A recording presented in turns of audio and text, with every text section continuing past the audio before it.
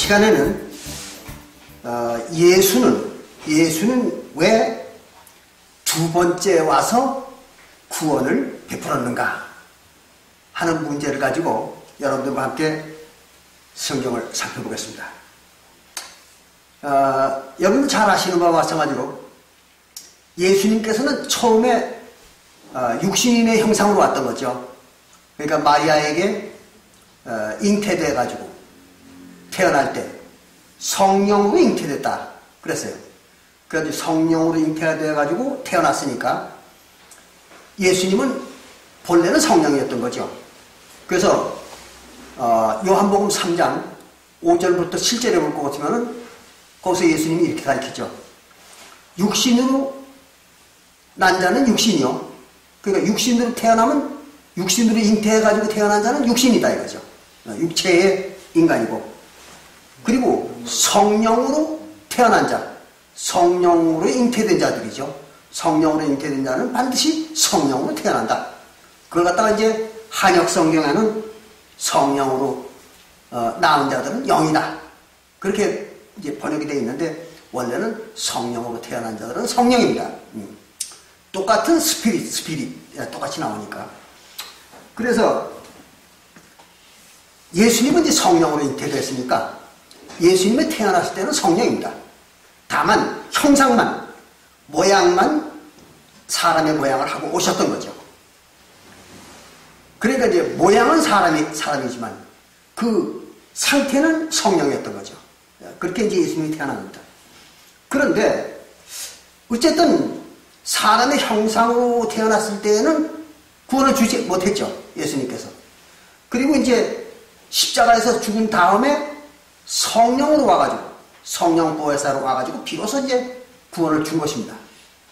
이게 왜, 그러면 예수님께서 왜 사람의 형상으로 왔을 때는 성령을 주지도 못했고 구원을 주지 못했고, 그리고 나서 이제 십자가에 죽은 다음에 이제 완전히 성령체로, 성령의 형상으로 바뀌어가지고 비로소 그때 이제 와가지고 구원을 줬는가 하는 그 이제 내막입니다. 요것이 좀 아주 복잡합니다. 그걸 우리가 설명하는데 상당히 좀 복잡하고 난해한 부분들이 있어요. 난해한 부분들이. 그러니까 요걸 좀 이 시간에는 정신 차려서 잘 들어주시기 바랍니다. 제가 조금 전에 그 질문하신 것처럼 히브리서 9장 27절에는 사람에게 한 번 죽는 것은 정하신 것이요. 그리고 그 후에는 심판이 있으리라. 그랬어요.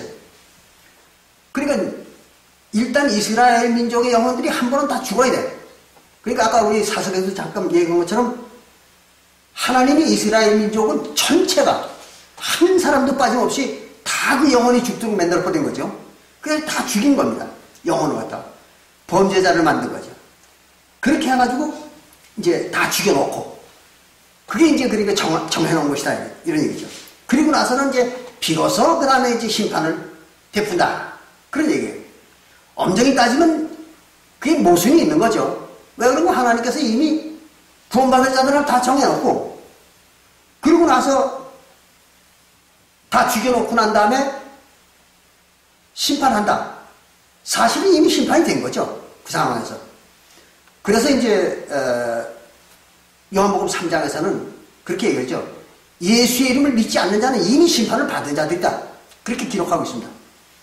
그런데 어쨌든 심판은 정식 심판은 이제 예수님께서 십자가에서 이제 죽으신 다음에 부활을 해가지고 와서 심판을 하는 겁니다.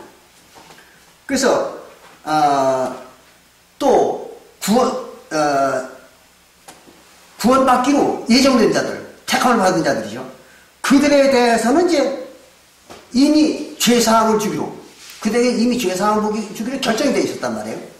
그래서 거기에 대해서는 이제 히브리서 9장 28절에 거기에서 사람의 죄를 담당하시려고 단번에 들이셨고, 단번은 한 번으로 제사를 끝냈다는 거죠.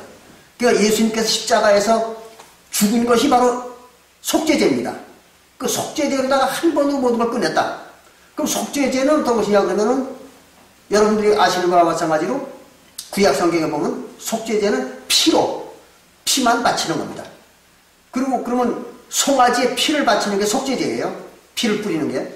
그래서 하나님한테 피를 뿌려가지고 속죄를 지나는 거예요. 그럼 그 잡은 송아지의 몸뚱아리, 그 고기는 그럼 어떻게 하느냐? 그러면은 그 고기는 그냥 성소에서 요제를 합니다. 요제. 흔드는 거예요. 성소 앞에서 이거 잡았습니다 하고 하나님한테 신고하는 거죠. 그래서 요제를 합니다. 흔들고. 그리고 나서는 거기 참여한 제사장들이 3일 동안에 다 먹어야 돼요. 3일에 다 먹어야지. 3일이 넘어가면 부정한 것이라고 그래가지고 먹지 못하고 다 태워버려야 됩니다. 그게 모세율법이에요. 그러니까 어쨌든 하나님을 바치는 건 피예요. 피. 그 속죄제는 피를 바치는 겁니다. 화목제도 마찬가지입니다. 속죄제나 화목제는 반드시 피만 바치는 거예요. 그걸 잘 이해를 해야 됩니다. 그 고기는 먹는 겁니다. 그렇게 해서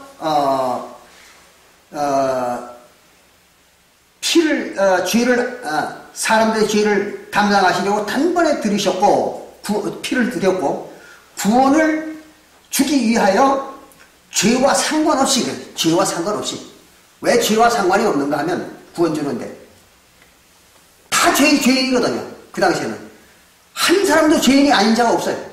이스라엘 백성들이 유대인들이죠.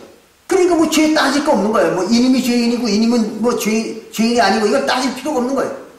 그러니까 죄는 무시해버리는 거예요. 다 죄인이니까.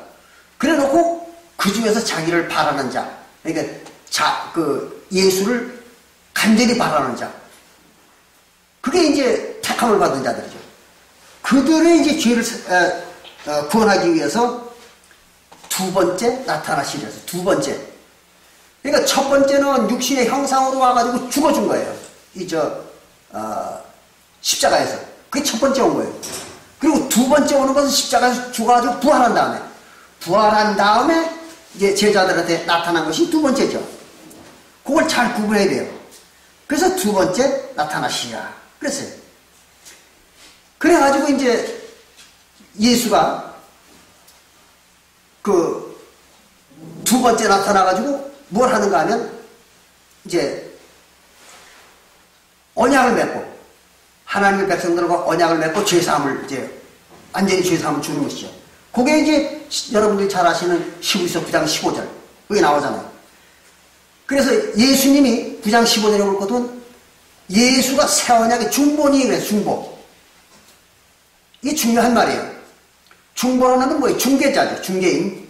그럼 예수님이 중보자예요. 그래가지고 예수님이 중보자고 하나님과 백성들의 언약을 맺게 해주는 거예요. 중개인으로서. 근데 여기서 꼭 우리가 알아야 될 게 뭔가 하면 이런 겁니다. 이때의 중보자는 어떤 자격을 가진 사람이라야 중보자가 될 수 있느냐? 그러면은 반은 하나님이 돼야 돼요.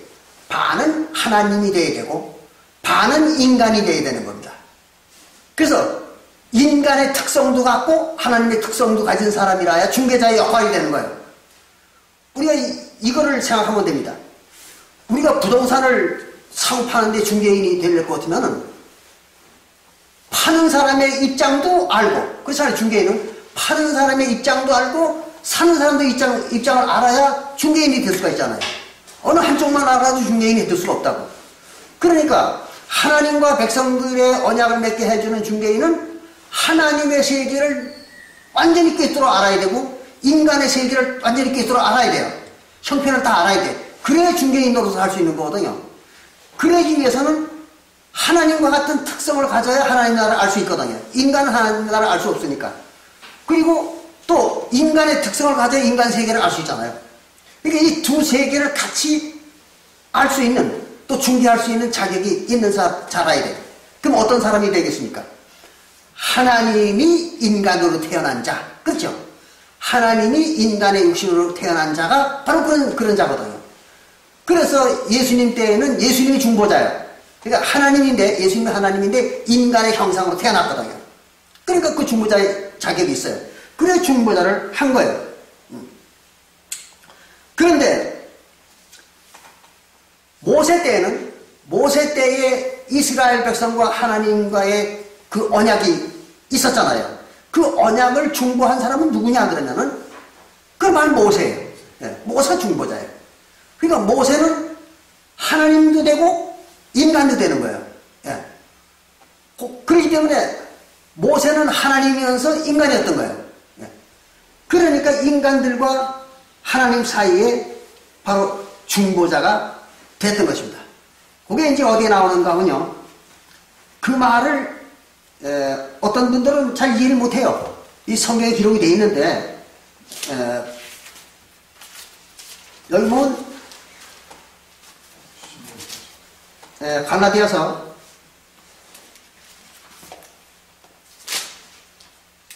3장 갈라디아서 3장 19절에 나옵니다. 이게 무슨 말인지 몰라요. 세상 사람들은. 갈라디아서 3장 19절에 볼 것은 이렇게 기록하고 있어요. 그런즉 율법은 무엇이냐 하면 모세율법은 무엇이냐 하면은 범법함을 인하여 더한 것이라 하죠. 모세율법이 이스라엘 백성들이 범죄를 했기 때문에 하나님 앞에 범죄를 했기 때문에 더해줬다. 그런 얘기예요. 근데 조금 전에 내가 설명드린 것처럼 이스라엘 백성들은 모세율법이 나타나기 전에는 죄가 없었다 그랬잖아요. 예. 왜 그런가 하면 죄는 있었지. 죄는 있었는데 그러니까 이삭으로부터 모세가 나타날 때까지 430년 동안이죠. 430년 동안에 할례를 범한 죄가 있었잖아요. 이스라엘 백성들이.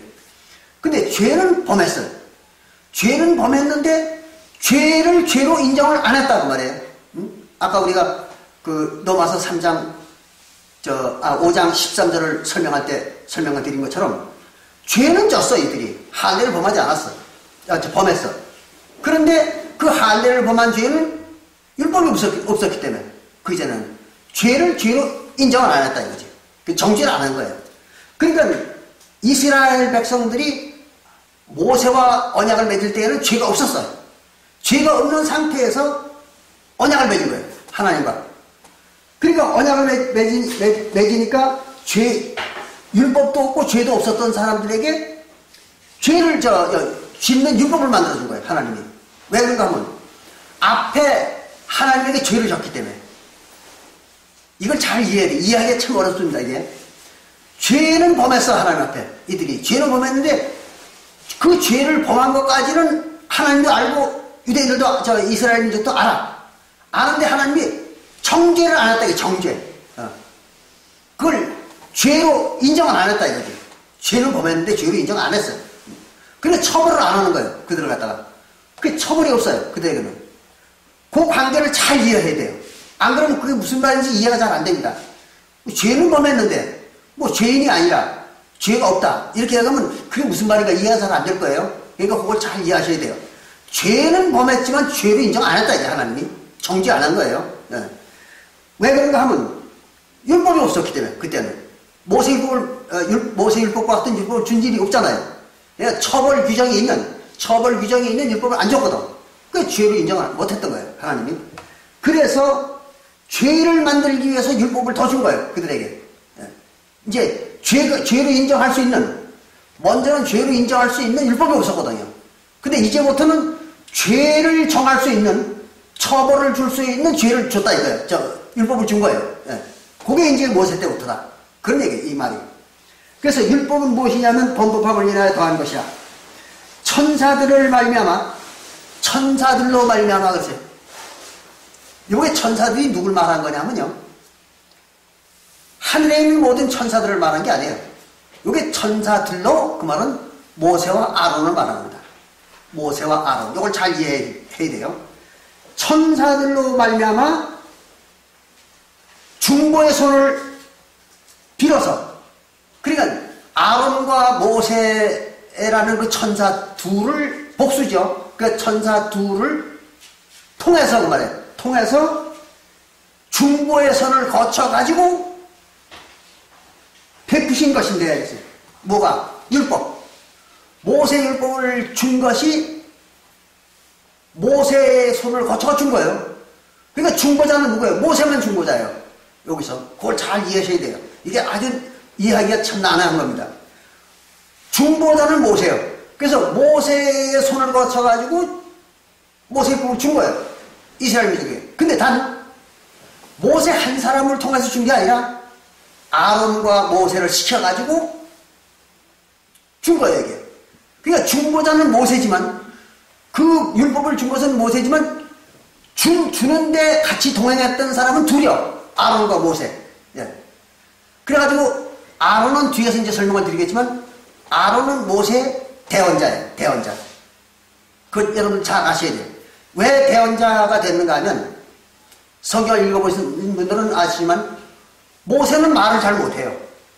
그래가지고 하나님 어때? 아, 나는 말도 잘 못하는 사람을 날 시켜가지고 왜 이스라엘 민족을 갖다 설득시켜서 출애굽시키도록 하십니까? 이렇게 얘기를 하니까 하나님이 내가 아노라. 네가 말 못하는 걸 내가 안다. 그래서 네 형을, 말 잘하는 네 형을 네 대언자로 너를 대신해서 말을 전할 수 있는 자로다가 세우겠다. 이렇게 해가지고 이제 아론을 모세에게 붙여가지고 이제 보낸 거거든요. 그래서 이 율법을 주러 왔던 사람은 두 사람이에요. 아론과 모세예요. 그러나 실제 율법을 준 것은 아론과 모세가 같이 준 게 아니라 모세 혼자서 준 거예요. 이걸 잘 이해하셔야 돼요. 그래야 이 문장을 풀 수가 있습니다. 네. 이렇게 해서 그 율법이 주어진 것이다. 그런 얘기를 지금 하고 있는 거예요. 그런데 아론이 이제 우리가 어떤 생각하면 이런 생각할 수가 있어요. 그럼 하나님이 처음부터 아론을 선택을 하지. 그렇잖아요? 하나님이 처음부터 아론을 선택을 해가지고 아론더러 그냥 출애굽시키라고 했으면은 말 잘하는 아론이 다 했을 거 아니에요. 율법도 주고 뭐 다 했을 거 아니에요. 근데 왜 하필 말 못하는 모세를 시켜가지고 출애굽시키라 해놓고 거기다가 또 말 잘하는 아론을 또 대언자로 또 거기다 붙였느냐? 어? 그 어찌 하나님이 그런 복잡하게 일을 했는가? 이런 의심을 할 수도 있잖아요. 여기에 이제 큰 의미가 있는 거예요. 왜 모세가 말 못하는 자를, 모세와 같이 말 못하는 자를 선택을 해가지고 그로 하여금 출애굽시키도록 만들어 놓고 그 말을 대변할 수 있는, 그 말을 대신할 수 있는 대언자인 모세를 시켜놓고 대언자인 아론을 왜 또 더 붙였느냐? 이제 그게 중요한 것입니다. 그거는 왜 그렇게 했는가 하면 하나님께서 예수님 시대에 와가지고 하나님의 진리를, 하나님의 구속사업의 일을 예수 혼자서, 육신으로 왔던 예수 혼자서 할 수가 없고 반드시 그 뒤에 육신으로 왔던 예수를 보조할 수 있는 바로 대언의 영, 그 대언의 영인 성령이 반드시 거기 따라 붙어야 그 뒤 일을, 예수가 하다 못한 일을 반드시 대언의 영인 성령이 뒤를 따라 붙어서 일을 마무리해야 일이 끝날 수 있도록 이렇게 되어 있었거든요. 그러니까 예수가, 육신으로 왔던 예수는 혼자서 구속사업을 끝낼 수가 없었어요. 그건 이제 뒤에 아주 자세히 제가 설명을 드릴 텐데, 그렇기 때문에 반드시 그 뒤에는 누가 있어야 되냐면 성령이 있어야 돼. 성령이 마주 그 마무리를 해야 돼. 구속사업을. 그래서 성령으로 하여금 대언자를 만든 거예요. 근데 이제 저번에도 우리가 사서에서 그런 얘기를 했습니다만은, 모세에게 나타난, 그러니까 모세한테 나타난 그 대언자인 아론은 바로 대언자입니다. 그 대언자. 그러니까 대언하는 사람. 그런 얘기예요. 그래서 그게 영어로는 프라핏입니다. 프라핏. 그래가지고 그 대언자라는 말이에요. 대언하는 사람. 그런 얘기예요. 그리고 요한계시록 19장 10절에 나오는 그 대언의 영. 요거는 그냥 대언이라는 말이에요. 대언자가 아니라 대언이라는 말이에요. 그래서 그거는 프라핏이, 그건 대언. 그런 얘기예요. 그러니까 모세에게 나타났던 아론은 대언자고, 사람이야. 대언하는 사람. 그리고 예수님의 증거로 나타나는 성령은 그건 대언자가 아니라 대언의 영이란 말이에요. 그래서 이제 스피릿 오브 프라핏이야. 그러니까 대언의 영, 대원자. 그렇습니다. 그래서 요걸 이제 잘 구분하실 줄 알아야 돼요. 그래서 대원의 영과 예수님한테 나타났던 것은 대원의 영이야. 그리고 모세한테 나타났던 아론은 대원자야. 요건 사람이고 요건 영이야. 그걸 성령이.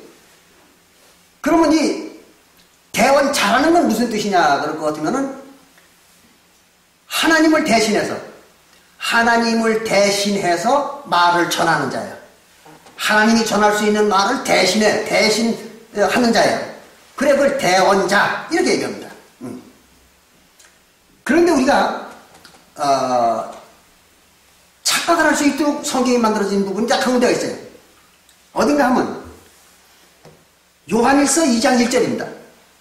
요한일서 2장 1절에 볼 것 같으면 거기는 우리가 죄를 지면, 우리가 죄를 범하면은 우리에게는 대원자가 있으니 곧 예수라. 이런 말이 기록되어 있단 말이에요. 이게 잘못 해석한 거예요. 해석이 잘못된 거예요. 그래서 착각을 하게 만든 거예요. 그거는 대원자라고 해석하면 안 됩니다. 그거는 대원자가 아니라 변호인 그런 얘기입니다. 변호인, 변호사, 변호인. 그러니까 대원자는 프라핏인데 요한일서 2장 1절에 나오는 그 말은 프라핏이 아니고 에드보케이트입니다. 에드보케이트. 그건 뭐냐면 변호사 그런 얘기입니다. 그게 법내에 부회사가 나와요. 예? 법내에 부회사가 나온다고. 어디에? 법내. 법례? 네, 법내에 예. 대원자하고 부회사 이렇게 나와요. 부회사. 아, 보혜사라는 것도 맞지 않아요. 예. 그것도 번역을 잘못하는 거예요. 보혜사는 보호해주는 영, 보호령. 예, 보혜사는 보호령, 그 말입니다. 네. 근데 죄를 변호해주는 사람은 변호자, 변호인 또는 변호사가 맞는 거예요. 그러니까 애드보케이트는 변호사 또는 변호인 이렇게 번역을 해야 올바른 번역이 되는 겁니다. 근데 그걸 갖다가 대원자라고 번역을 해도 안 되고 보혜사라고 번역을 해도 안 되는 겁니다. 근데 그것을 갖다가 어떤 성경에서는 보혜사 이렇게 번역한 데도 있고 어떤 성경에서는 대원자 이렇게 번역한 데가 있어요. 근데 그 둘 다 틀리는 거예요. 그 번역을 잘못한 겁니다. 왜 그런가 하면 죄를 변호해 주는 사람, 죄를 변호해 주는 사람은 변호인 또는 변호사예요. 그게 맞는 거예요. 그 애드보케이터가 법정 대리인. 예, 그렇습니다. 맞아요. 예. 그런데 이 프라피시는 또 프라피트는 변호를 하는 게 아니고 단순히 그냥 있는 그대로 하나님의 말씀을 그대로 전하는 거예요. 대신 전하는 거예요. 예. 그래서 그걸 대원자 또는 대원의 영 그렇게 이제 얘기하는 거죠. 그러니까 그것을 잘 구분하셔야 돼요. 요한일서 2장 1절에 나오는 것은 대원자가 아닙니다. 대원의 영도 아니고. 그래서 그건 번역을 잘못했다는 걸 여러분들이 꼭 알아두셔야 됩니다. 그래야 우리가 실수 안 해요. 그러면 이렇게 해가지고 이제 그 모세 때에는 대원자가 누군가 하면 아론이죠. 그럼 예수님 때에는 대원자가 대원의 영이죠. 그게 이제 성령입니다. 그게 이제 요한계시록 19장 10절에 나오는 그 얘기입니다. 이렇게 해서 모세 때에 대원자가 나타난 것은 예수님 때에 대원의 영이 나타날 걸 예언한 거예요. 그게. 그래서 그걸 이제 짝을 맞추기 위해서 그림자와 실물의 짝을 맞추기 위해서 아론을 세운 겁니다. 그렇기 때문에 모세 때에는 중보자가 따로 있고 대원자가 따로 있었던 거죠. 그렇잖아요? 그리고 아론이 뭐예요? 그때는 대제사장이죠. 그래서 아론이 대제사장이면서 또 대원자가 됐고 모세는 하나님으로서 중보자가 됐던 거예요. 그러니까 중보자와 대제사장이 달랐어요. 그렇잖아요. 모세 때에는. 그런데 예수님 때 와가지고는 어떻게 되는가 하면 중보자도 예수요. 그렇죠? 대제사장도 예수요. 그거 같아요. 예수님 때 와가지고. 그러니까 중보자도 예수님이 했고 그리고 대제사장도 예수님이 한 거예요. 그 왜 그렇게 됐는가 하면은 구약시대에는 중보자가 따르고 대제사장이 달라도 관계없어. 이때는. 왜 그런가 하면 이때는 죄사함의 제사가 필요 없었어요. 그러니까 하나님의 백성들이 죄가 없었잖아요. 조금 전에 설명한 것처럼 이스라엘 백성들이 죄가 없었던 거예요. 죄를 인정을 안 했어요. 그러니까 죄사함을 받을 필요가 없어. 그때는. 그럼 죄사함을 받을 필요가 없으니까 뭘 안 하면 돼요? 속죄제를 할 필요가 없는 거예요. 죄사함을 받지 않으니까 속죄제를 할 필요가 없는 거예요. 그걸 잘 이해하셔야 돼요. 그러니까 모세 때에는 속죄제를 하지 않고 다만 모세가 중보자로서 언약만 맺은 거예요. 하나님과. 출애굽기 24장 4절부터 8절에. 그리고 출애굽기 24장 4절부터 8절에 보면 언약만 맺은 거예요. 그리고 죄사함의 제사는 행하지 않았어요. 그때는. 왜? 죄를 인정 안 했으니까. 그래서 속죄제라는 걸 하지 않았어요. 그 당시에는. 화목제로다가 언약을 맺은 거죠. 근데 예수님 때 와가지고는 어땠는가 하면 그걸 두 가지 구별을 잘해야 된다. 그래서 내가 처음에 이걸 시작할 때 어렵다고 그랬어요. 예수님 때 와가지고는 이스라엘 백성들이 죄가 있었으니까. 그러니까 죄사함을 먼저 줘야지. 그들을 갖다가. 그 죄사함을 줘야 언약을 맺을 수가 있는 거예요. 그 하나님과. 그러니까 예수님이 중보자 노릇을 하려면, 예수님이 중보자 노릇을 하려면 같으면 죄사함을 줘야 돼요. 그렇잖아요. 죄사함을 주어서 죄가 없는 자들을 하나님과 언약을 맺어주는 거죠. 그러기 위해서 예수님께서 중보자도 되고 또 한편으로는 자기가 대제사장도 된 거예요. 그걸 잘 이해하셔야 돼요. 그럼 왜 중보자이면서 자기가 대제사장이 됐느냐? 그러면 예수가 대제사장이 돼야만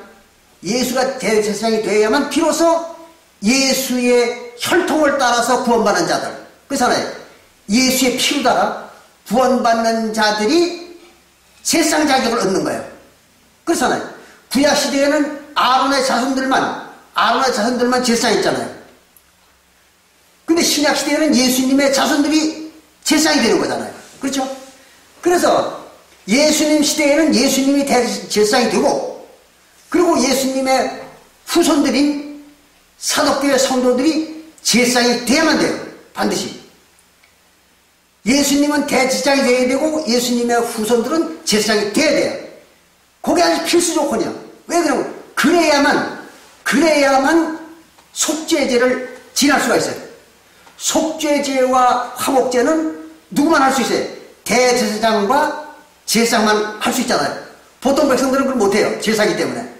그러니까 예수님 때 와가지고 속죄제사와 화목제사를 할 것 같으면은 예수님이 대제사장이 되고 예수님의 후손들이 제사장의 자격을 얻어야, 그래야 그들이 속죄제와 화목제에 참석할 수가 있어요.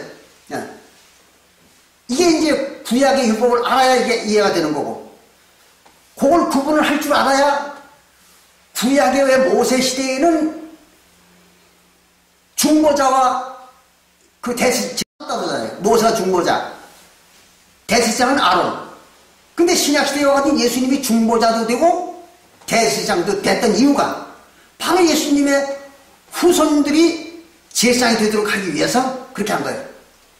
그럼 왜 예수님의 아들 그 후손들이 제사장이 돼야 되느냐? 그러면은 제사는 어디서 하는 거예요? 성소에서만 하는 거예요. 예. 제사는 반드시 성소에서만 할 수 있는 거예요. 그리고 누가 할 수 있는 겁니까? 제사장만이 할 수 있는 거예요.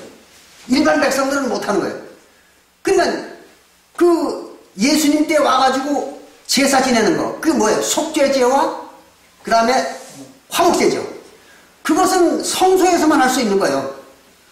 그런데 그 성소에서만 할 수 있는 건데 그에 할 수 있는 자격자가 누구냐 그러면 예수와 예수의 제자들이죠. 그렇죠?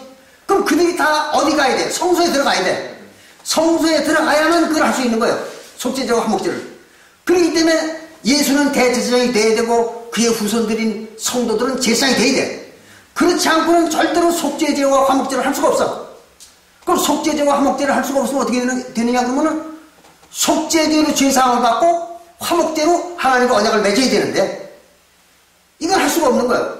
할 수가 없으니까 예수님이 아무리 구원 주고 싶어도 세원하게 백성들을 갖다 그 하나님 백성 만들고 싶어도 못 만드는 거예요.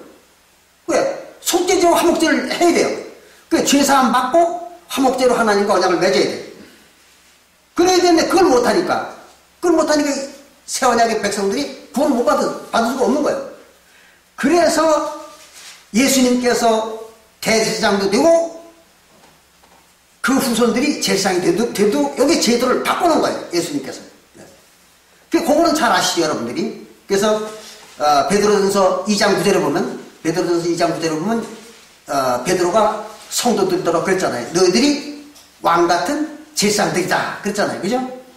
그래서 왜 그 사도교회 성도들이 왕같은 제사장이 됐는가 하면 바로 멜기세덱의 반차를 쫓는 예수님의 혈통을 받아가지고 구원받은 자들이기 때문에 영적으로 예수님의 후손들이잖아요. 그들이. 그러니까 영적으로 후손들이니까 이제 멜기세덱의 반차를 쫓는 제사장들이 된 거죠. 마치 구약시대에 아론의 자손들만 제사장도를 했던 것처럼. 그러니까 대제사장의 자손들만 제사장이 될 수 있는 거예요. 자격이. 그러니까 신약시대에도 똑같은 원리로 이제 예수님이 대제사장이 되고 후손들인 성도들이 이제 제사장이 되는 거예요. 이렇게 해가지고 제사에 참석할 수 있는 권한을 주는 것입니다. 네. 그걸 이해해야 이게 이해가 되는 거예요. 그럼 예수님께서 두 번 와야 되는 이유가 거기에 있는 거예요. 그래서 처음에 와가지고는 예수님이 뭘 했는가 하면은 여러분들이 시브리서 9장 12절에 보는 것처럼 예수님이 십자가에서 죽을 때 예수님이 십자가에 죽을 때 뭘 했는가 하면 바로 속죄제를 지낸 겁니다. 속죄제. 그건 이제 예수님이 누구의 죄를 속죄한 거냐면 십자가에 달릴 때에 속죄제 행한 것은 백성들의 죄를 속한 거 아니에요. 백성들의 죄를 용서해 준 게 아니고 자기 죄, 예수님 자신의 자기 죄를 용서받기 위해서 속죄제를 한 거예요. 십자가에서는. 왜 그런가 하면은 예수님이 대제사장이잖아요.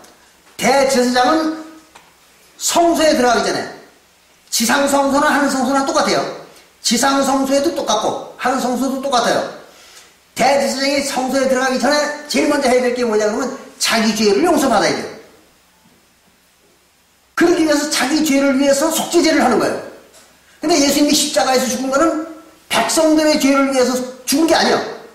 그거는 자기 죄에 대한 속죄를 위해서 속죄제 피를 뿌린 거예요. 근데 이걸 갖다가 오늘날 전 세계 기독교에서는 어떻게 얘기하는가 하면 예수님은 원래가 죄가 없는 분이다. 예수는 원래 죄가 없는 분인데 그분이 무슨 속죄제를 자기 죄를 속하느냐. 이렇게 또 반발을 할 거예요. 기독교에서는 그 예수님이 죄인이라고 생각 안 합니다. 그러나 엄연히 여러분들이 지난번에도 확인해 봤습니다만은 로마서 8장 3절부터 4절에 올 것 같으면 예수님이 죄인이라고 나와 있잖아요. 거기에. 근데 이게 예수님이 죄인이라는 말이라는 걸 전혀 이해를 못 합니다. 기독교는 이게 눈에 안 보여요. 그래서 정확히 한번 읽으면서 다시 한번 설명을 드릴게요. 이 녹화 장면을 보는 사람들을 위해서 설명을 드립니다. 여기 보면 로마서 8장 3절에 볼 것 같으면 이렇게 기록하고 있죠. 율법이 육신으로 말미암아 연약하여 할 수 없는 그것을 하나님은 하시라는 얘기가 있어요. 그러니까 모세율법이 너무 어려워서 인간의 육신으로는 다 지킬 수 없다 이거예요. 그러나 하나님은 할 수 있다는 거죠. 왜? 전능자니까. 그래서 인간의 육신으로는 못 지켜. 근데 뭐만 지킬 수 영체는 지킬 수 있다 이거죠. 그래서 하나님은 영이시니까 그래서 하나님은 지킬 수 있다. 그런 얘기입니다. 그리고는 그 뒤에 뭐라 하냐면 곧 죄를 인하여 죄 문제 때문에 자기 아들이 그 예수잖아요. 하나님의 아들 예수를 죄 있는 육신의 모양으로 보내야 그랬어요. 이게 가장 중요한 것입니다. 예수님을 육신의 모양으로 보낸 이유가 왜 보냈는가 하면 육신의 모양으로 유대 나라에 태어나기만 태어나면 누구든지 다 죄인이 되어버리는 거죠. 그렇잖아요. 왜? 유대나라에서는 죄를 율법을 완전히 다 지키지 않는 자는 다 죄이니까. 근데 유대나라의 육신을 가지고 태어난 사람은 그걸 다 지켜야 돼. 근데 육신 가지고는 다 지킬 수가 없어. 그러니까 무조건 죄인이 되는 거예요. 그래서 죄인의 모양으로, 즉 육신의 모양으로 보냈다, 유대나라에 예수를. 왜? 죄를 짓게 하려고, 예수님이. 그래서 육신의 죄를 정하사 그랬어요. 육신의 모양으로 예수를 보내가지고 죄를 정했다 이거예요. 죄를 정했다는 게 뭐예요? 정죄했다 이거예요. 정죄. 그러니까 죄인을 만들었다 이거예요. 죄인을. 누구를? 예수를. 바로 이게 그 말이에요. 그러니까 예수님이 육신의 모양으로 유대나라에 태어났기 때문에 죄인이 됐다는 거예요. 이게 그 얘기입니다. 그런데 이제 요한일서 2장에서는 예수님을 뭐라 했어요? 예수는 죄가 없는 분이다 그랬잖아요, 거기서는. 그건 왜 그랬는가? 그거는 성령으로 왔을 때, 십자가에 달린 다음에 부활해가지고 성령으로 왔을 때 예수를 말한 거예요. 그걸 잘 구분해야 돼요. 안 그러면 이게 헷갈려서 이해가 안 됩니다. 그렇기 때문에 그건 죄가 없는 분이라고 하는 거예요. 요한일서에서는. 근데 만약에 요한일서에서 얘기한 예수의 형편과 여기 지금 로마서 8장 3절부터 4절에서 얘기한 예수의 형편이 똑같은 거라면은 말이 안 되는 거죠. 왜 어디에서는 예수를 죄인이라고 그러고 어디서는 죄가 없다고 그러고 성경이 잘못된 거잖아요.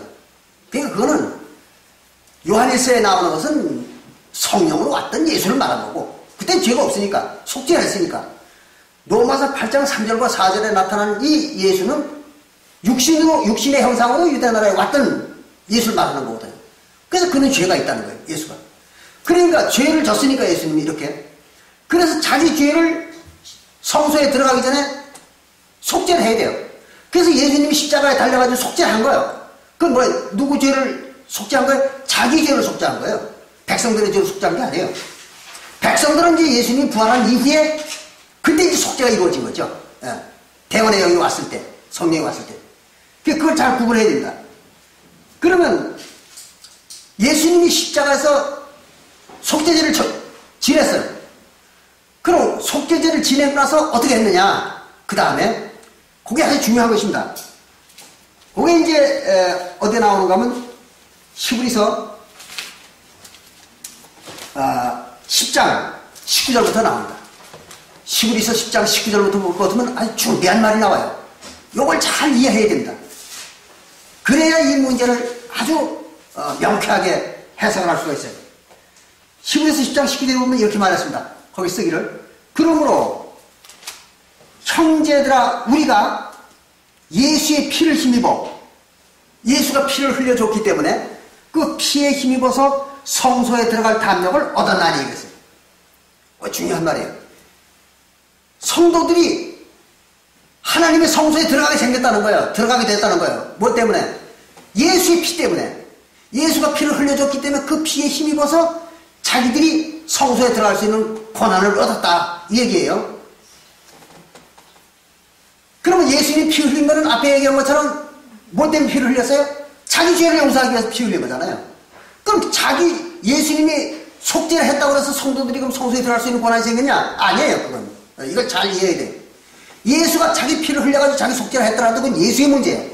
예수가 성소에 들어갈 권한이 생긴 거지 성도들이 권한이 생긴 게 아니에요. 그런데 어떻게 해서 성도들이 예수가 피를 흘렸기 때문에 성소에 들어갈 수 있는 권한을 얻었다고 했느냐? 여기에. 그게 이제 이 뒤에 설명이 나옵니다.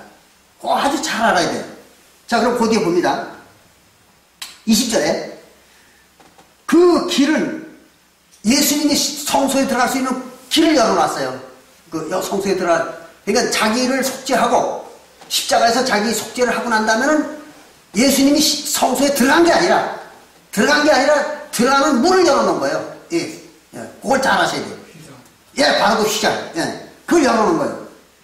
그 길은 우리를 위하여 누구? 성도들이 들어오라고 성소로 들어오라고 위하여 휘장 가운데로 열어놓으신 새롭고 산 길이 오고 있어요. 이건 새로운 길이요. 구약시대는 없던 길이요. 이건 왜? 휘장으로 딱 막아놨기 때문에 그 휘장을 통과하려고 하면 다 죽어. 그건 보통 사람은 죽는 게 아니라 제사장도 죽어. 제사장들도 이 휘장을 통과하는 순간 다 죽게 돼 있어요. 오직 대제사장만 여기를 통과할 수가 있는데 그것도 대제사장도 아무 때나 들어가면 죽어. 1년에 딱 한 번. 속죄일만 안 죽어. 대제사장도. 그러니까 이 휘장이라는 데는 통과했다 그러면 대제사장이든지 제사장이든지 백성이든지 무조건 죽어야 되는 거예요, 여기. 그러니까 이건 딱 막혀 있으니까 이거는 한 번도 열려진 길이 아니야, 이건. 그러니까 새롭다, 이게 새로. 처음으로 열린 거야, 이 휘장에 들어가는 길이. 그러니까 새롭고 산길이요. 산길이라는 건 천국의 길이다, 이거야. 그렇잖아요? 살았다. 그 말은 천국이라는 얘기죠. 그래서 천국의 길이다. 그런 거다, 그게. 그 천국의 길이죠. 성소에 들어가니까. 성소가 천국이잖아요. 그 길이요. 또 휘장은 곧 저의 육신이라, 육체라. 그 예수님의 육체야. 예수님의 육체가 휘장이야. 그럴 수밖에. 자, 봐요. 예수님 속에 누가 있어요? 하나님이 있잖아요. 그러니까 예수님 몸속이 뭐예요? 성소잖아요. 그죠? 그럼 예수님 몸속에 들어가려면 어디를 들어가야 돼? 육신을, 몸을 찌개고 들어가야 될 거 아니야. 그렇죠? 그러니까 예수님의 육신의 형상이 그게 휘장이요. 그래서 육신의 몸을 쪼개고 들어가야 성소에 들어갈 수가 있는 거예요. 그러니까 육신의 모양 갖다 성소라 이렇게 얘기한 거예요. 그 원리를 잘 아셔야 돼요. 그래서 육체가 휘장이다. 그래서 이제 십자가에서 예수님의 육체가 찢어졌잖아요. 그죠?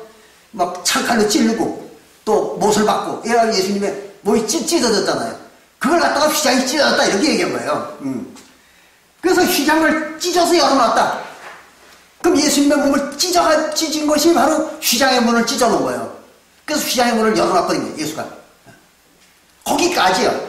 예수가 처음 와가지고 한 일은 요거까지예요. 여기까지. 그러니까 자기가 십자가에서 자기 죄를 용서받고 속죄하고 그리고 나서 자기 몸을 찢은 거예요. 십자가에서. 그게 뭐예요? 휘장을 열어놓은 거죠. 자기 몸이 휘장이니까. 그래서 자기 몸을 찢어놓은 거예요. 들어오라고. 그래 놓고 예수는 끝낸 거예요. 거기서 더 진행된 거 없어요. 이게 첫 번째 온 예수가 한 일이라고. 이걸 잘 이해를 하셔야 돼요. 그래야 이 문제가 풀리는 겁니다. 그렇게 해가지고 이제 그걸 열어놨어. 열어놓으니까 이제 들어갈 수가 있는 거 아니에요? 그 안에 누구든지. 근데 여기서 우리가 꼭 알고 넘어가야 될 게 이겁니다. 그럼 휘장을 열어놨으니까 어떻게 되느냐 그러면 휘장이 없어진 거죠. 휘장이 없어졌어. 그럼 휘장이 없어졌으면 뭐가 되느냐 그러면 지성소와 성소가, 즉 내소와 외소, 지성소는 내소죠. 그리고 성소는 외소고 그 내소와 외소가 없어져 버린 거예요. 지성소와 외소를, 성소를 구분하는 건 휘장이었거든요. 근데 그 휘장을 찢어버렸으니까 예수님이 찢어가지고 길을 내놨으니까 이제는 어떻게 됐어요? 내소와 외소의 구분이 없어진 거예요. 그러니까 지성소와 성소가 하나가 돼버린 거잖아요. 그렇게 됐으니까. 그러면 다 성소가 된 거예요. 지성소가 없어진 거예요. 지성소가 없어지고 다 성소가 돼버린 거예요. 그러면 성소가 돼버리면 어떤 일이 벌어지느냐 그러면은 제사장들이 대제사장이나 대제사장이든지 일반 제사장들이나 다 들어갈 수 있어 그 안에. 그러니까 제사장들은 원래 구약시대에는 성소, 바깥 외소죠. 외소, 성소에서만 일을 할 수 있어서 거기밖에 못 들어가. 그리고 지성소에 못 들어갔어. 왜? 거기는 지성소이기 때문에. 하나님이 계신 지성소이기 때문에. 근데 예수님이 그걸 열어놔버렸으니까 이제 다 성소가 됐잖아요. 성소가 됐으니까 보통 제사장들도 마음대로 이제 지성소에 들어가게 됐단 말이에요. 그래 그걸 열어놓은 거예요. 다 일반 제사장들도 다 들어오게 하더라고. 그럼 그전엔 대제사장 혼자만 들어가던 곳인데 지성소가 이제 지성소를 없애버렸으니까 다 성소를 만들어버렸으니까 예수님이 찢어가지고 다 만들었으니까 일반 제사장들도 거기 마음대로 들어갈 수가 있게 권한을 준 거죠. 그렇잖아요.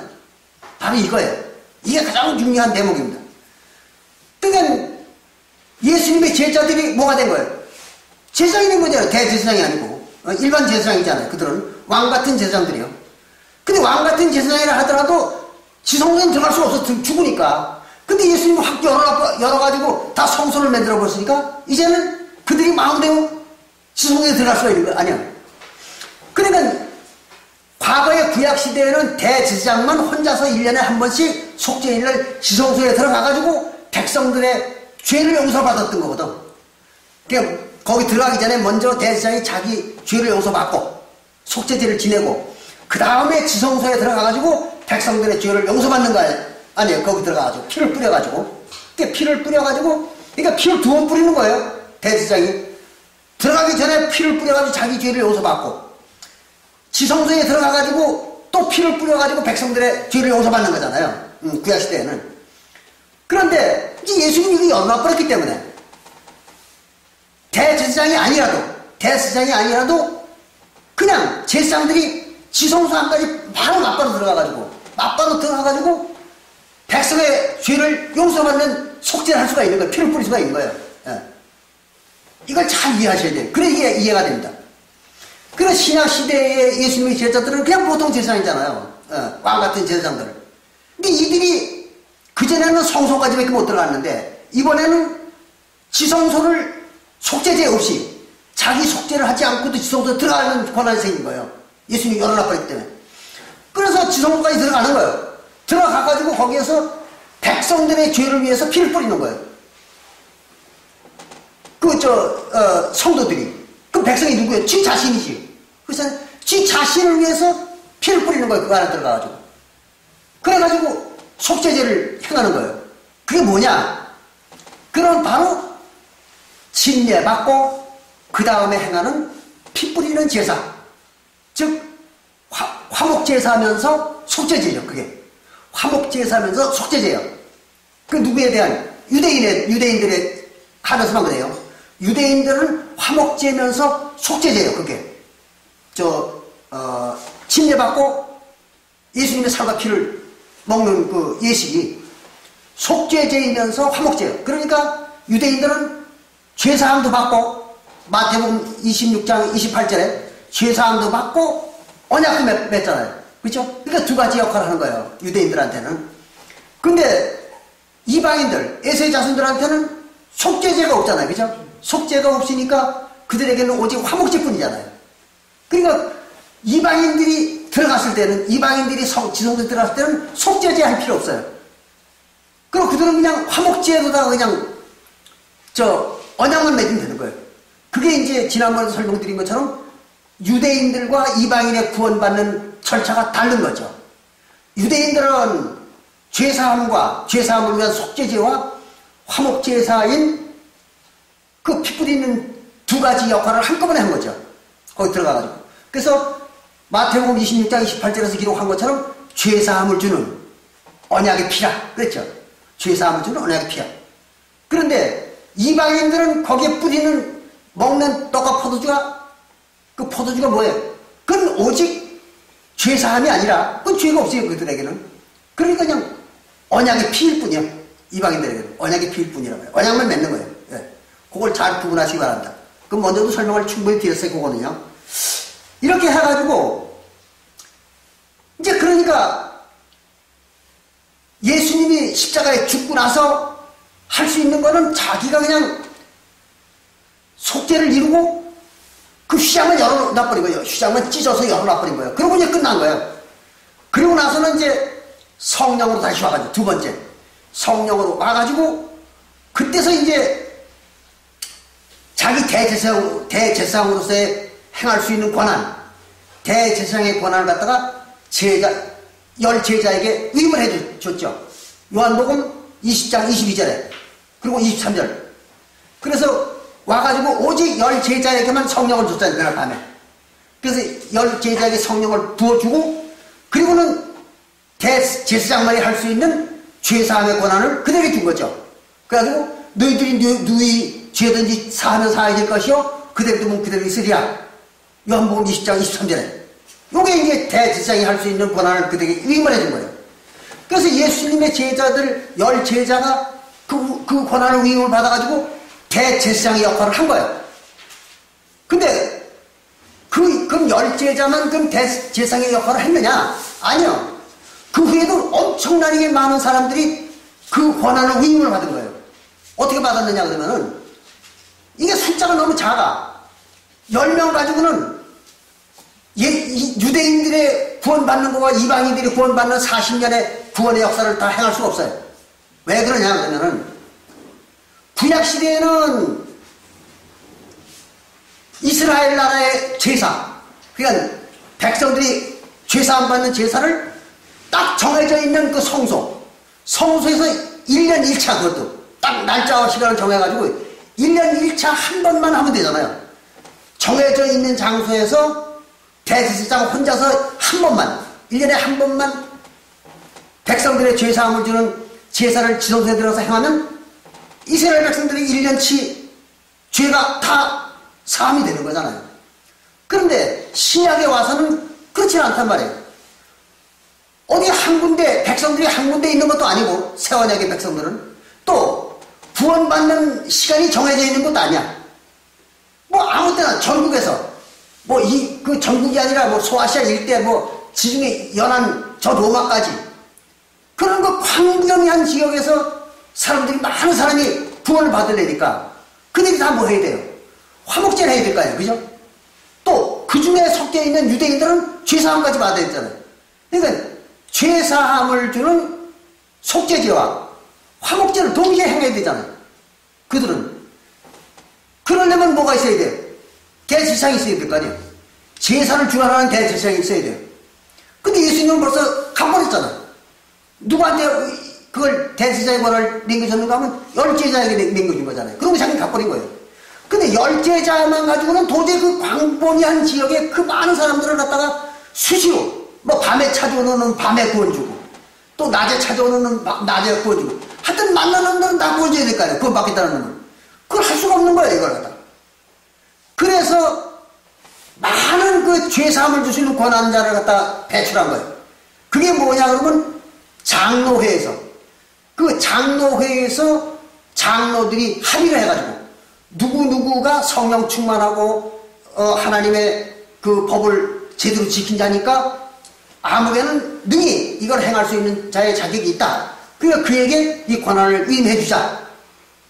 안수 권한을. 그걸 갖다 어디서 결정하느냐? 장로회에서 결정하는 거예요. 지방마다. 그래서 그 지방 장로회에서 인원이 부족하면 또 보충하는 거예요. 그 중에서 할 만한 사람들을 또 임명을 하고. 이래가지고 40년 동안에 엄청나게 많은 사람들이 안수 권한을 받은 거예요. 그래서 그걸 지방마다 사방에서 그 권한을 행사했던 것이죠. 그게 뭐예요? 많은 제사장의 역할을 하는 사람들을 만들어 놨던 거예요. 그런가 하면 제사장들은 무조건 하나님 백성 되는 자들은 다 제사장이잖아요. 그건 뭐 임명권을 행사할 필요도 없어. 그들은. 그래가지고 그냥 사방서 뭐 소아시아 일대 지중해 연안 큰 넓은 지역에서도 그렇고 또 유대나라 전 지역에서도 그렇고 사방에서 수시로 구원받는 놈이 나타났을 거 아니에요. 40년 동안. 그러니까 그걸 다 구원을 주려면은 숫자에 많든 적든 간에 그 넓은 지역에서 그걸 다 구원 주려면 구원 주는데 그 집전하는 놈, 그 구원 주는 제사, 화목제사하고 속죄제를 행하는 그 제사를 행하는 집전자가 있어야 될 거 아니에요. 그죠? 그들이 누구야? 장로들이잖아, 장로. 그래서 그걸 그렇게 많이 양산했던 거예요, 그 당시에. 그래서 그들이 그 지역에서, 그 많은 지역에서 다 그걸 40년 동안 행했던 겁니다. 네. 이렇게 해서 바로 이제 그 대제사장 역할을 위임받아서 하는 자들이 많이 나타났던 거예요. 그래서 사도 바울이나 뭐 바나바나 또는 디모데나 이런 사람들도 12사도들로부터 그런 위임을 받아가지고 그래가지고 이제 그 권한을 다 행사한 거죠. 또 그 외에도 뭐 많잖아요. 이렇게 해서 그 전 지역에서 구원을 주려니까 그런 현상이 났던 거예요. 그래서 다시 설명을 드리면 이렇습니다. 구약시대에는 백성들의 죄사함을 주는 날짜가 딱 정해져 있고 장소도 딱 한 군데뿐이요. 그러니까 대제사장 혼자 다 할 수 있었어, 그걸 갖다. 근데 신약시대에 와가지고는 장소도 정해져 있지 않고 큰 넓은 지역에서 언제 어디서 제사를 해야 될지 몰라. 그건 아무도 예상을 못해. 그리고 또 장소도 넓지만 시간도 들쑥날쑥 제 멋대로요. 그러니까 대제사장 역할을 할 사람들이 너무 필요한 거예요. 너무 많이 필요했던 거예요. 그래서 이렇게 많은 안수권자를 만들어가지고 전 지역마다 안수권자를 만들어가지고 통제하면서 거기서 이제 그 구원을 베풀도록 이렇게 했던 거예요. 그게 이제 신약 40년의 역사였던 거예요. 이렇게 되니까 예수님이 비록 대제사장이지만 멜기세덱의 반차를 쫓는 대제사장이지만 혼자 그걸 다 할 수가 없었던 거예요. 혼자 다 할 수가 없으니까 어떻게 돼요? 위임을 해야 되잖아요. 그렇죠? 사람들한테 많은 사람한테 그 권한을 위임해 줘야 되잖아요. 그 처음에는 10제자에게 위임을 했죠. 그걸. 그리고 또 10제자는 또 다른 사람도 위임을 하고 이렇게 해서 많은 그 구원권자들이 나타났던 거잖아요. 이렇게 해서 이제 사도시 40년 동안 많은 구원을 이루고 많은 지역에서 많은 그 속죄제와 화목제가 이루어졌던 거죠.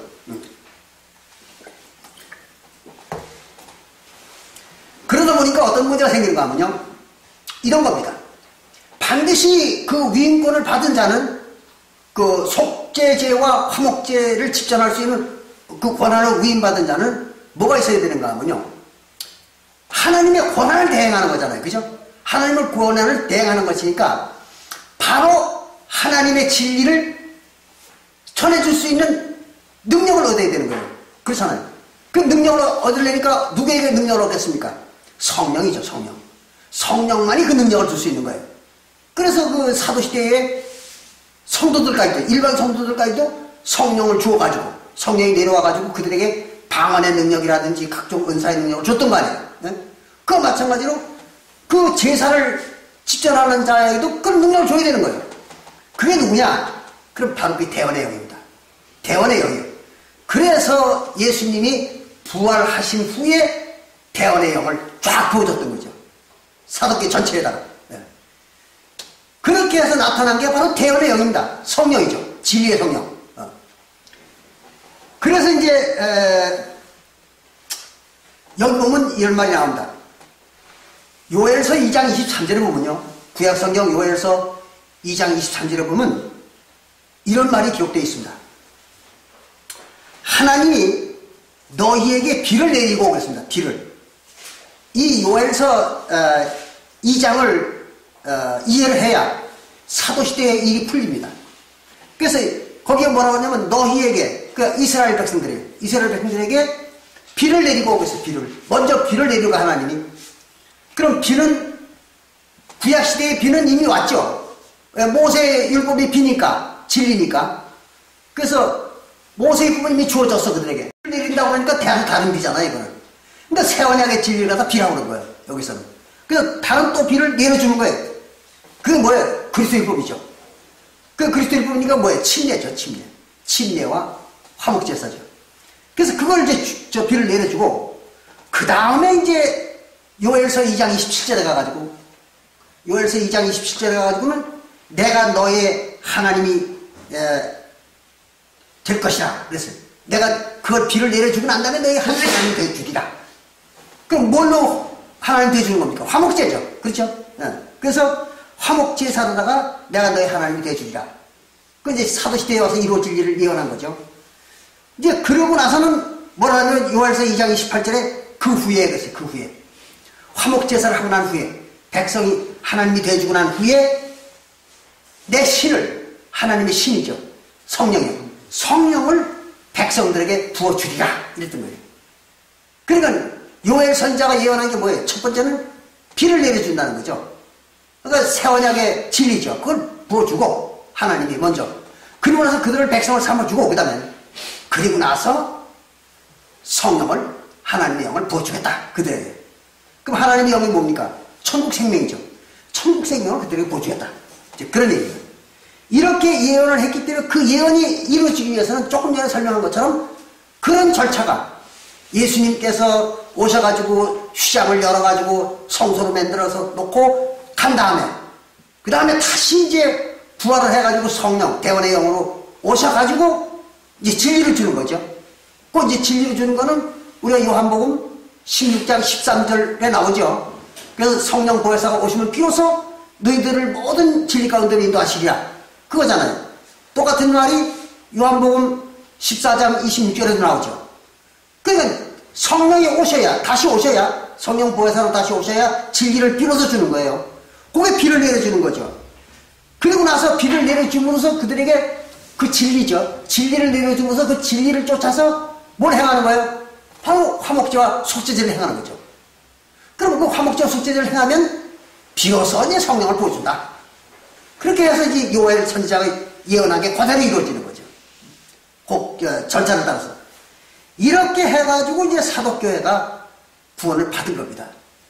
그러니까 여기서 지금 우리가 예수님이 행하신 대제사장과 또는 언약을 맺는데 중보자 역할을 하고, 그럼 예수님은 대제사장이 됐고 중보자 역할을 했어요. 그런데 모세는 중보자 역할만 하고 대제사장 역할을 안 했잖아요. 그죠? 그 대제사장은 아론을 시켜버린 거지, 그 당시에는. 근데 예수님 때 와가지고 예수님이 중보자 역할도 하고 대제사장도 한꺼번에 겸했던 거예요. 왜? 그래야만 예수의 제자들인 그 후손들이 제사장 자격을 얻는 것이니까. 그 제사장 자격을 얻어야 성소에 들어가잖아요. 그래서 성소에 들어가가지고 각자 자기 죄를 없애기 위해서 각자가 뭘 뿌려요? 제사장이 피를 뿌리는 거잖아요. 지성소에다가. 그럼 구약 때에는 지성소에 대제사장만 들어가서 피를 뿌릴 수 있었어요. 근데 신약 시대에는 예수님이 그걸 열어놨기 때문에 일반 제사장도 들어가가지고 피를 뿌릴 수 있는 권한이 있는 거예요. 그래서 피를 뿌려가지고 언약을 맺고 죄사함을 받는 거예요. 거기 들어가서 스스로. 그게 뭐예요? 신약 시대에 백성들이 하는 화목제와 속죄제죠. 그래서 마태복음 26장 28절에 그게 이루어진 거예요. 그대로. 그러니까 우리가 그냥 보통 마태복음 26장 28절에 나오는 그 말을 그냥 읽었을 때는 그냥 속죄제와 화목제를 행해가지고 죄사함 받고 하나님과 언약을 맺어서 한 몸이 되는구나. 그래서 성령을 받는다. 이렇게만 이제 이해할 수 있었는데, 그것이 그렇게 간단하게 표면적인 그런 이유만이 아니라 지금 제가 설명한 이런 속에 깊은 의미가 있었던 거예요. 근데 이걸 갖다 우리가 이제 일반 동영상이나 홈페이지 글 속에는 이렇게 자세한 얘기를 이제 기록할 수가 없으니까, 그래서 이렇게 이제 강의를 통해 가지고 이제 그걸 이제 설명을 드리는 겁니다. 이렇게 해서 이제 그 중보자와 모세 때의 중보자와 제사장이 어떤 역할을 했는가, 또 예수님은 그때 와가지고 또 중보자와 대제사장과 일반 제사장들이 어떤 역할을 했는가, 왜 그것이 조금 바뀌었는가, 이제 이런 데 대한 그 원인을 다 이해를 하셔야 됩니다. 그래야 그 이제 자세하게 이해가 되는 것입니다. 그리고 이제 보면 이런 부분이 또 있습니다. 우리가 알아야 될 부분이 이방인의 장로들이, 그 이방인들에도 장로가 있을 거 아니에요. 유대인들에도 장로가 있었고. 근데 이방인의 장로들은 침례와 화목제로 언약을 맺어주고 오세요. 침례와 화목제로만 언약을 맺어주는 거예요.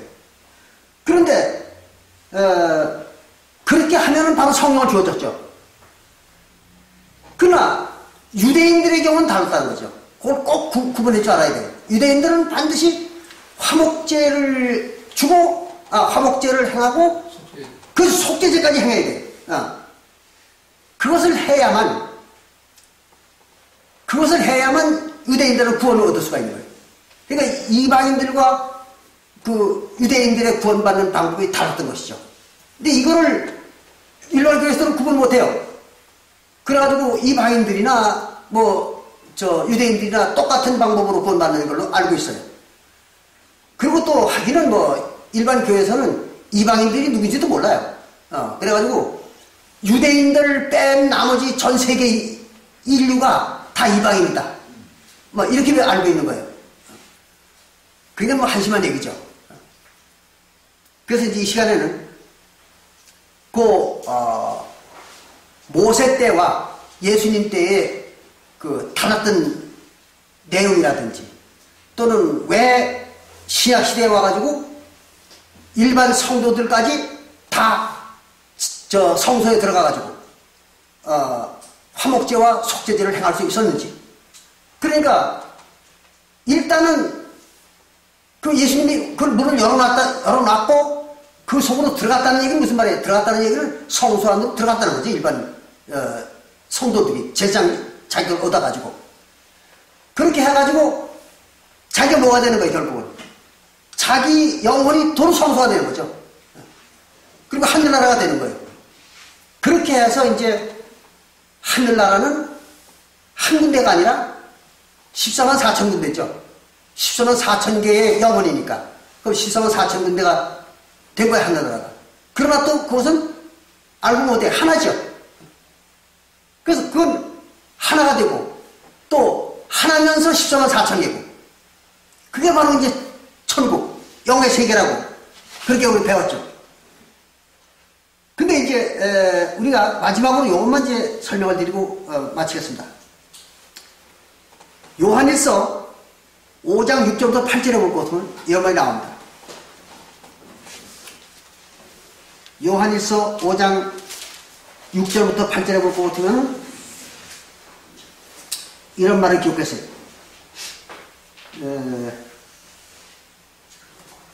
이는 그랬어요. 이는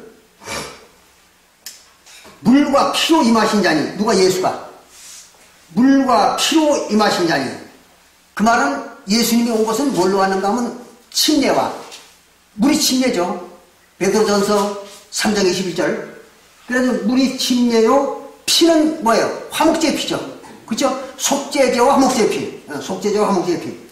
그 피로 임하신 자니 곧 예수 그리스도시라. 그리고 물로만 아니요, 물과 피로 임하셨고 증거하는 이는 성령님인 것이에요. 그 물과 피로 임하셨다는 거, 그거를 입증해 주는 게 성령이라는 거죠. 그러니까 침례와 화목제와 속죄제의 피로 예수님이 오셨다. 그거를 증거하는 게 바로 누구예요? 성령이라 이거예요. 그러니까 아까 우리가 요한계시록 19장 10절에서 얘기한 것처럼 예수를 증거하는 자가 누구예요? 대언의 영이잖아요. 바로 그 얘기예요. 예. 그래, 대언의 영, 성령이다. 그게 이제 예수를 증거하는 것이다. 그런 얘기죠. 그것이니 성령은 진리니라 하세요. 그 성령 자체가 진리야. 진리니까 진리가 뭐예요? 그리스도율법이잖아요. 그리스도율법 자체가 성령이다. 이런 얘기예요. 그래서 요한일서 1장부터 2장에 볼 것 같으면 말씀이 하나님이라고 그러죠. 그리고 그 말씀으로 하여 모든 것이 창조됐다. 만물이. 그 얘기죠. 그래, 신약시대에 와가지고 말씀은 뭐예요? 침례와 화목제죠. 속죄제고. 그래, 그걸로 인해서 모든 게 창조됐다. 그 말은 새 언약의 모든 것이 창조된 것이다. 그걸로. 그리고 그것이 하나님이죠. 그게. 이게 이제 보통 사람들의 입장에서는 이해가 안 되는 거예요. 어떻게 그 말이 어떻게 하나님이야. 근데 그것이 왜 하나님인가 하면 그 말 속에 뭐가 있어요? 생명이 있는 거죠. 생명이 있고 능력이 있는 거예요. 그게 무서운 얘기입니다. 그 말 속에 능력이 있고 생명이 있다. 그러니까 그게 생명체예요. 그 말 자체가, 예수님의 그 말씀 자체가 생명체라. 그리고 그 무슨 생명체냐? 천국의 생명체니까 하나님이라는 거죠. 그게. 바로 그 얘기입니다. 그리고 증거하는 이가 셋이니 성령과 물과 피라. 또한 이 셋이 합하여 하나님이라 했어요. 그 셋이 떨어져 있는 것 같지만 합하면 하나 된다 이거예요. 그러니까 침례와, 그렇죠, 물과 피, 화목제와 속죄제의 피, 그 피와 성령, 이거 따로따로 있는 것 같지만 합치면 하나가 된다. 그런 얘기예요. 그래가지고 그것이 뭐야 돼? 하나님이 되는 거죠. 말씀이 되고 진리가 되고 성령이 되고 하나님이 되는 거죠. 바로 그겁니다. 그거를 이제 이렇게 여기다 설명을 했습니다. 요거를 우리가 이 뜻을 이해할 수 있어야 지금 여기 제가 설명드린 그 문제들이 이제 이해가 되는 것입니다. 그래가지고 혹시 이쪽만 설명을 드리고 이걸 설명을 안 드리면 이게 다른 걸로 다 이해하기가 쉽습니다. 그래서 이제 요거까지 마저 설명을 드리는 겁니다. 이렇게 하고 보니까 왜 예수님께서 꼭 두 번째 오셔가지고서 비로소 그 구원을 완성을 시키는가? 그 이유를 이제 명확하게 알 수 있잖아요. 그렇죠? 그 과정에 대한 설명을 지금 한 겁니다. 뭐 이해가 조금 잘 안 되시는 분들은 이제 나중에 동영상 좀 보시고 그래서 조금 더 보시면은 아마 확연히 이해가 되실 거예요. 그래서 오늘은 여기까지 마치겠습니다. 네, 감사합니다.